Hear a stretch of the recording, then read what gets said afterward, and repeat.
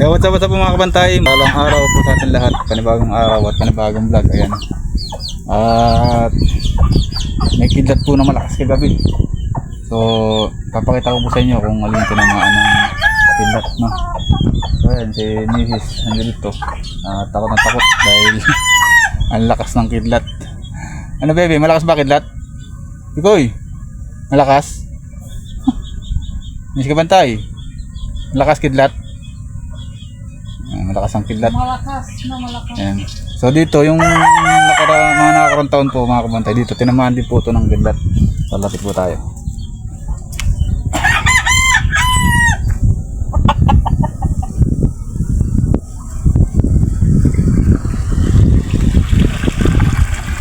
So ito pong lugar na to, tinamaan din po ng kidlat na ito. Itong tulos ng ano na to, itong tulos na to ng kuryente ko, tinamaan po to, no? Wasak din po to, sabog din. So doon nanuloy-toy po doon sa kubo yung kuryente ng kidlat. Nasunog po yung fuse natin. Tapos yung ventilador natin ay bumagsak, no? Nasira.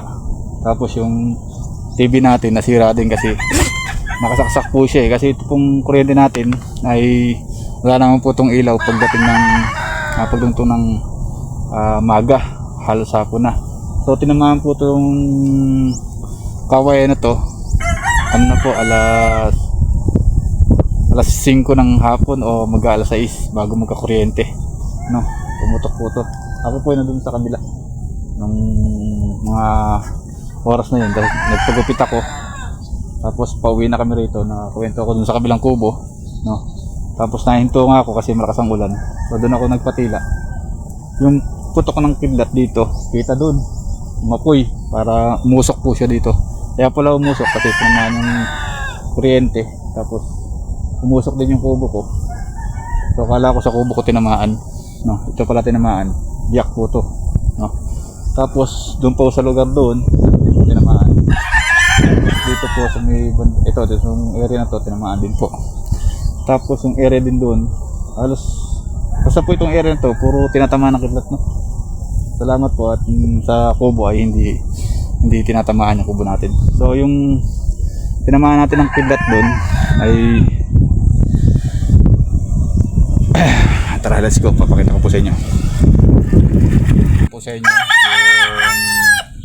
yung tinamaan ng kidlat kagabi. Kasi sobrang lakas ng ulan kagabi. Halos tumagal po ang ulan ng 4 na oras yata, no? Mula po 7:30 hanggang alas 12. Ayan, malakas ng ulan. Hindi naman tutok pero merong oras na malakas ang ulan. Ayan. So tara, papakita ko po sa inyo yung ating kawayan na tinamaan ng kidlat. Tara, let's go!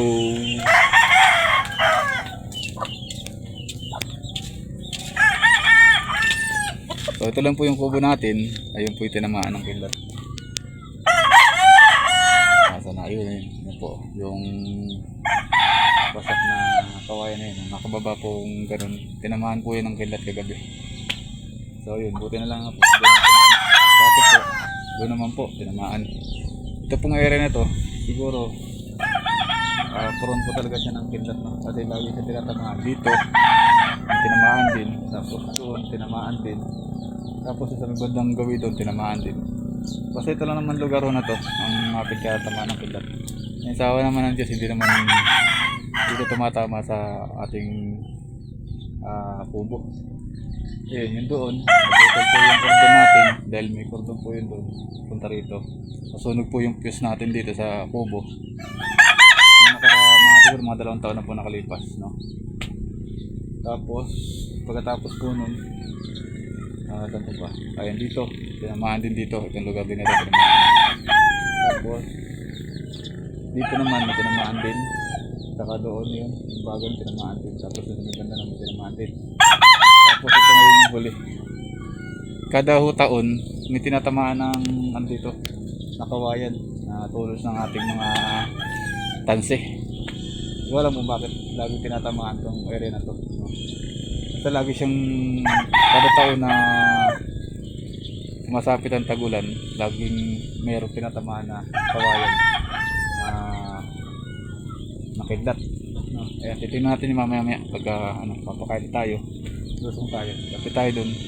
Papalitan ba natin ng tulos. Tara, let's go. Ayan, dagdag lang po natin itong ating pakain.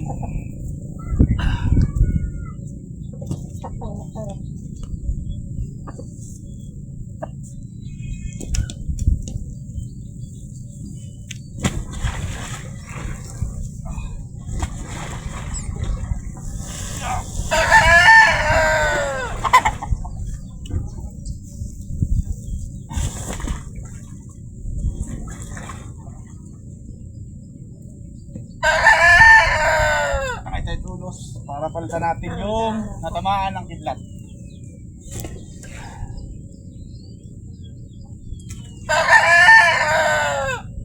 Tara, let's go. Let's go. Let's go.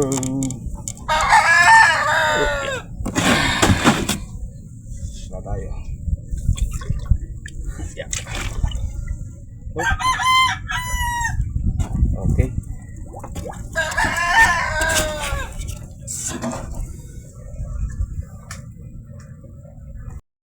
So ayan, tara na po. Alusong tayo.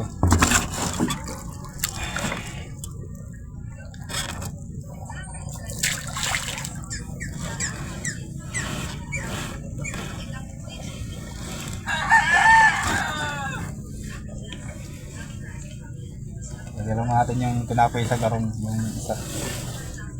Tapos yung tatlo ay ating pakain. Nakakaraan po, dalawa yung ating ay! Ilalagay sa garong. Ngayon po ay isa na lang. Tatlo ay kakalap natin.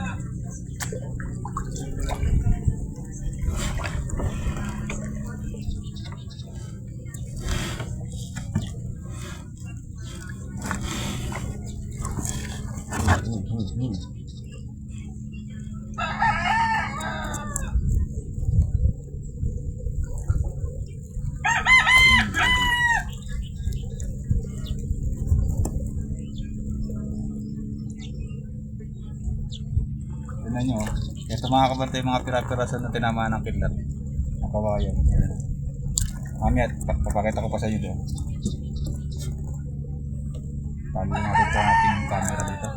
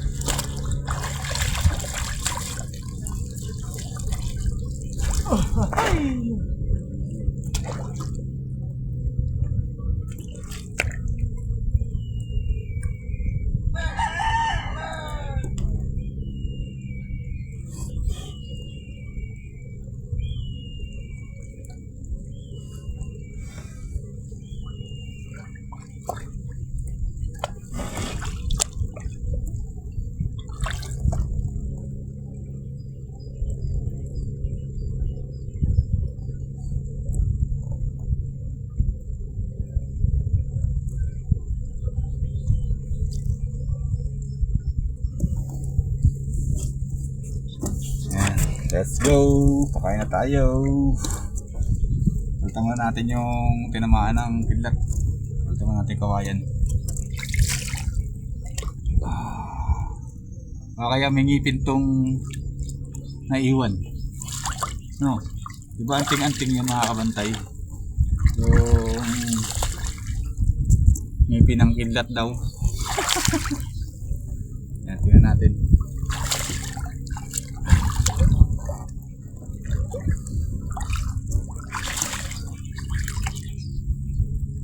Magiging si Pepe yung kuryente na ako nito. Nakaka yung ngipin nito. Ay mga kabantay, ito. Ito yung kawayan na Grabe pagkakapot ako. Ayan. Ayan. Tap natin. Ayan. Lapit tayo sa ating papalitan na ano. Ere. Kawayan. So ayan. Ito yung mga pinaggandangan. No? Tanggalin natin kasi ano. Nasabit sa tansi. Kaya yung tansi. So ayan. Ganda. Buti na lang. Ayan. Papasalamat kami at hindi sa kubo tumama. Dito na sa mga kawayan. Ayan. Ayan lang po yung kubo natin. No? Lapit. Oh. So ito lang po yung tinamaan natin. Paano natin. Ayan. Durug-durug. Parang ano.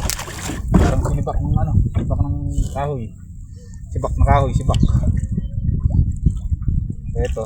Ayan. Ayan. Ito yung ating mga kapantay. Ito. Okay, kita niyo po ba yan? Ito. Durog. Wasak ko. Kung tinamaan ng kidlat. Kita niyo po ba? Ayan o. Tapos ito po yung pinakakawayan niya. Ito.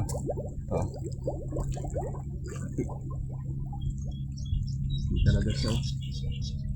Ilalim. Iyak o. Hindi nang pagkakabiyak ng kidlat na to. Makakantay. Ito po yung kawayan. Ayan. So ayan, tara. Palitan natin.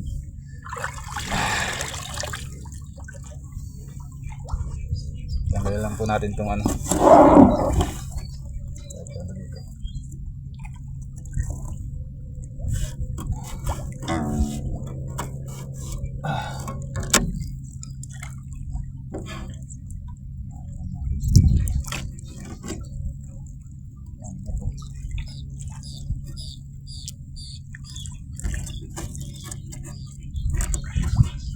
Saan matanggal ito?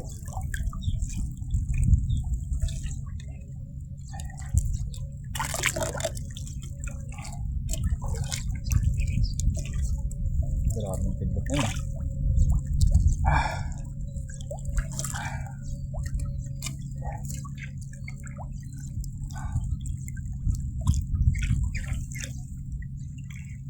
Aray.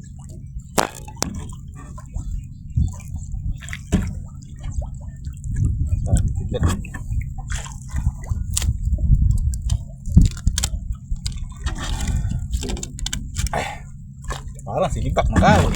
Sipak. Biyak. Ating magawa natin yan.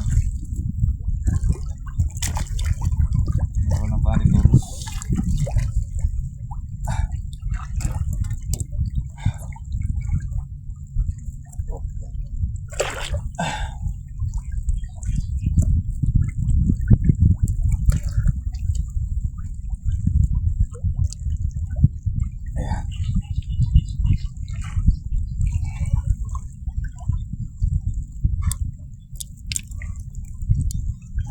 Tapos ito po kunin natin. Baka dito yung ngipin ng kidlat. Baka dito pa. Yan natin.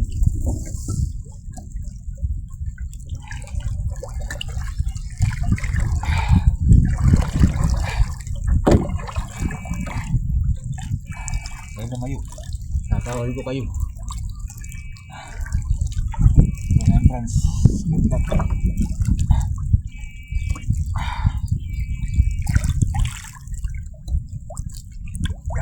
Apa?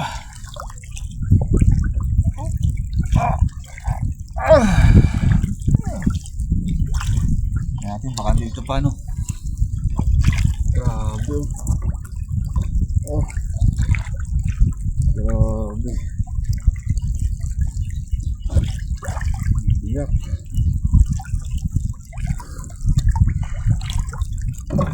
Pana sa loob.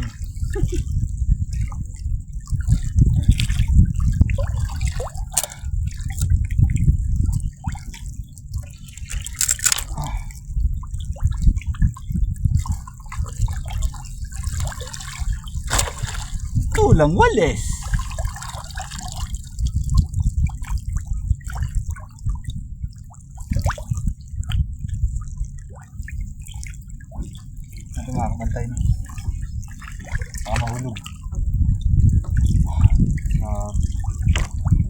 Biyak mga kapatay hanggang sa ilalim mo. Oh, ayan.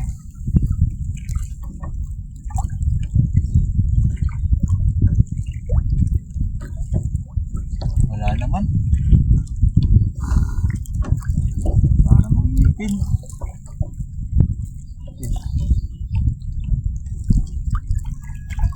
Wala namang matigas.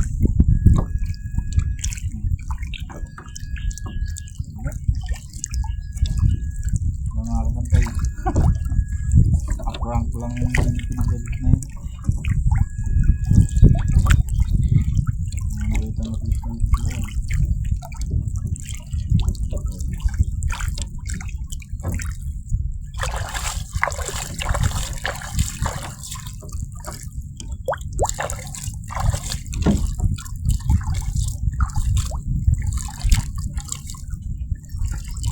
Wala.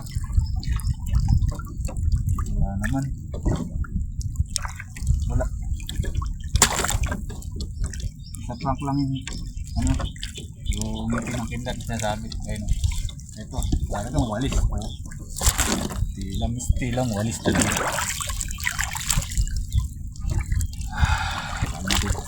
Para mamaya kaya natin. Pinangkindat.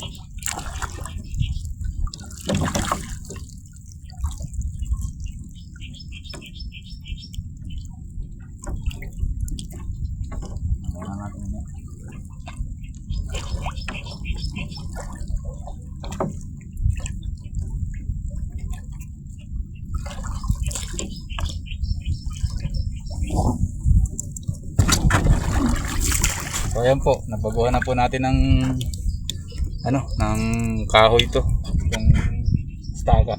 So ito yung ating ano, yung kawayan natin naman nakilat na sumabog. Pinalta na natin. Samahan nyo ako muling magpakain mga kabantay. Yung ating pong cam ay nakalagay lang po sa styrofoam. Pakain lang tayo din.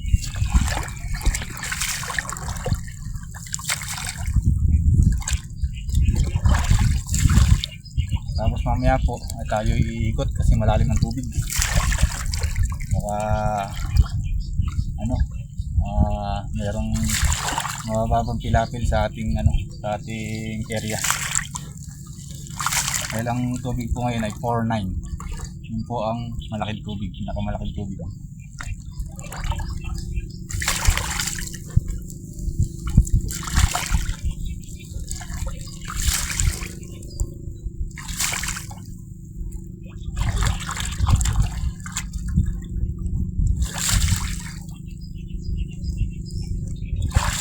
Tatamaan naman po ng kidlat mga kapatid. Sawa naman ng Panginoon yung ating kubo na yun.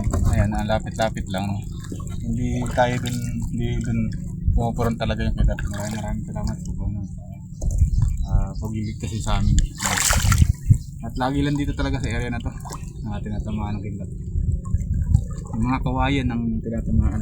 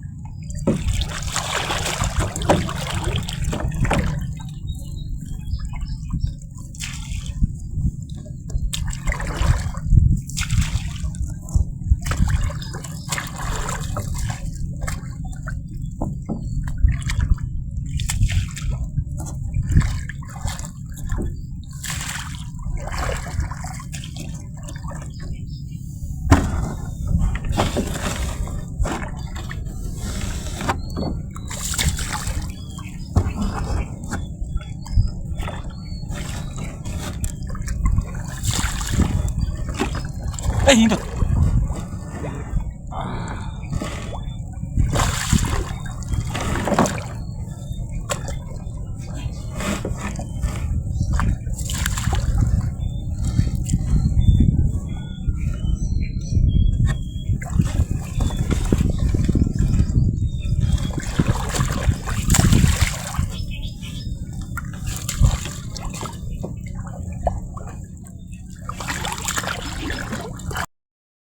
Kaya po mga kabantay, nakatapos na po tayo ng pagpapakain at dalamin na po natin tong tinamaan ng kidlat. Nakawayan, nalagay po natin to. Panggatong din to.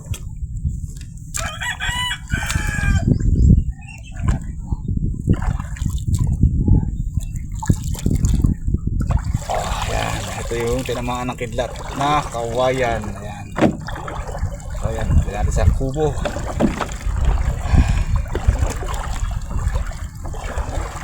Grabe oh, parang sinibak talaga na ano. Sabi yung pagkakakidlat na yan.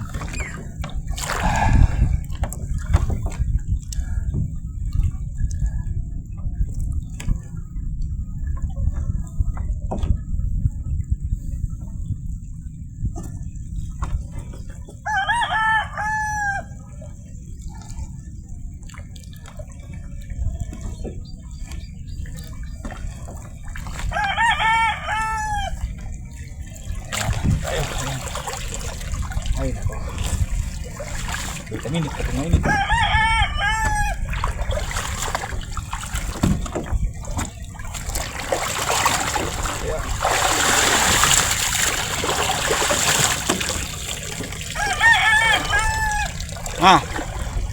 Dito naman ang kidlat, may ngipin oh. Madali, may ngipin ang kidlat.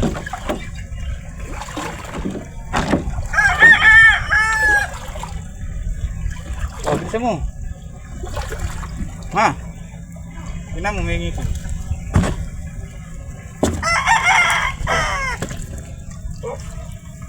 Aray ko. Ito. Kabaon. Tingnan mo. Dali. Dino.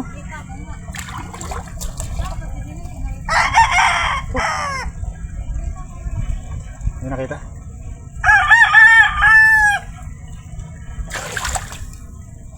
Hindi daw niya nakita yung ngipin ng kidlat. Ayan. So, ganito lang po yung aking vlog mga kabantay. Ayan. Bye-bye mga tips. God bless to all.